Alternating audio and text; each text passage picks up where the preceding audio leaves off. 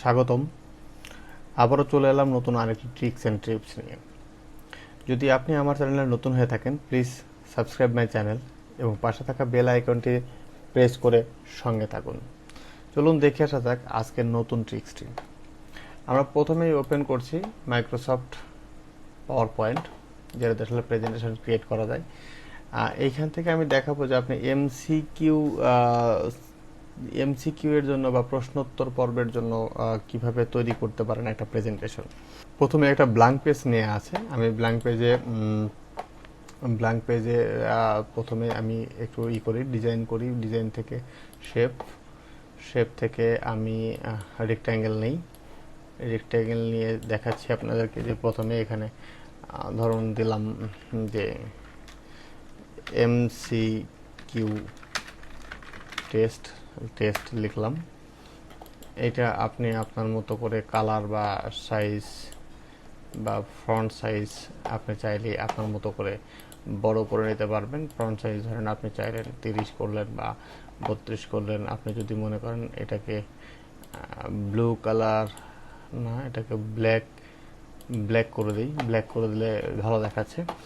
এবার ধরুন আপনি আরেকটি ইনসার্টে গেলেন, আবারও নিউ শেপ, রেক্ট্যাঙ্গেল থেকে আবারও নিয়ে গেলেন। এইটা একটা কোশ্চেন তৈরি করলেন যে ধরুন এখানে আপনি এডিট টেক্সটে যে আই গো, তারপরে দিলেন যে ড্যাশ স্কুল। তো আপনি আসলে এই ব্ল্যাঙ্ক জায়গাটাতে কি বসবে সেটা আপনি বোঝানোর চেষ্টা করলেন। তো এটা একটু বড় করে নিচ্ছি, আমি একটু বড় করে নিচ্ছি এবং ফ্রন্টের সাইজটা বড় করে নিচ্ছি যাতে দেখতে খুব সহজেই বোঝা যায়। লেখার কালারটা ব্ল্যাক করে নিলাম।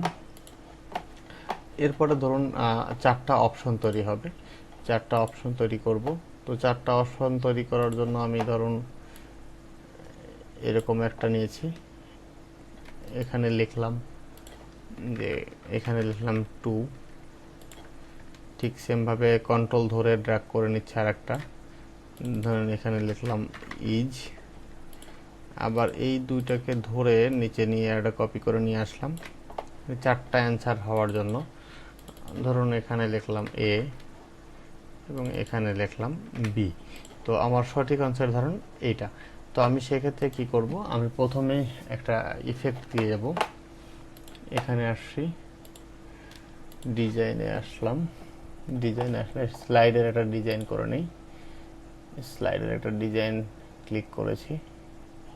ডিজাইনটা ধরুন আপনি আপনার মতো করে, এখানে অনেক ডিজাইন আছে, আপনি আপনার মতো করে ডিজাইন করে নেবেন।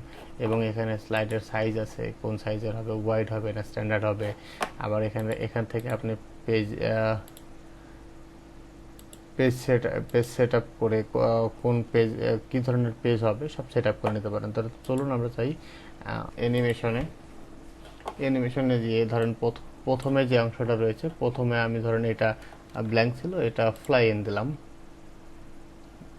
এটা এরকম উড়ে আসবে। তারপরে ধরুন এটা দিলাম,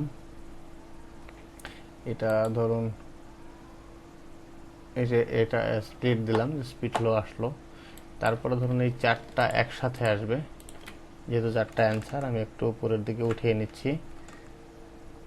4টা অ্যান্সার আমার কাছে মনে হয় এই 4টার কালারটা একটু চেঞ্জ করে নেওয়া দরকার।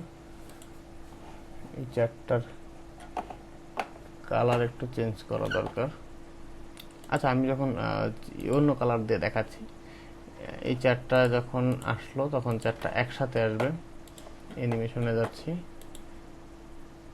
কিভাবে আসবে, ফেড ইন হয়ে আসলো।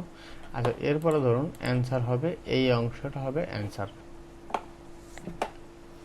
তাহলে এই 4টা অ্যানিমেশন দেয়া আছে, তাহলে যেহেতু সঠিক অ্যান্সার এইটা, তাই এটাতে আমি আরেকটা অ্যানিমেশন আমাকে দিতে হবে মানে সঠিক উত্তরটাকে বোঝানোর জন্য।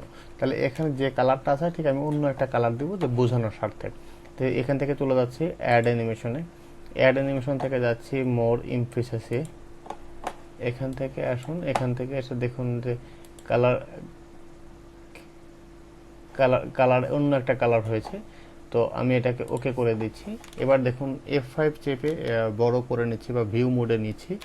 F5 চাপার পরে দেখুন এটা সাদা স্ক্রিন আসলো। আমি প্রথমে একটা প্রেস বারে চাপলে একটা আসলো কি এমসিকিউ টেস্ট, তারপরে কোশ্চেনটা আসলো, তারপরে আসলো চারটা যে অপশন দিয়েছিলাম সেই চারটা অপশন আসলো। এরপরে যদি আমি আবারও চাপি তাহলে যে সঠিক অ্যান্সার সেটার উপরে দাগ দেবে। সুতরাং আপনি এভাবে একটা ক্লাস নিতে পারেন, অথবা চাইলে একটা টিউটোরিয়াল ক্রিয়েট করে স্টুডেন্টদেরকে শেখাতে পারেন। তো ধন্যবাদ। যদি আপনাদের টিউটোরিয়ালটা খুব ভালো লেগে থাকে বা কোনো ওপিনিয়ন থেকে থাকে তাহলে অবশ্যই কমেন্ট বক্সে জানাবেন, আমি চেষ্টা করব সেটার সমাধান দেওয়ার জন্য। তো ধন্যবাদ, ভালো থাকবেন, সুস্থ থাকবেন।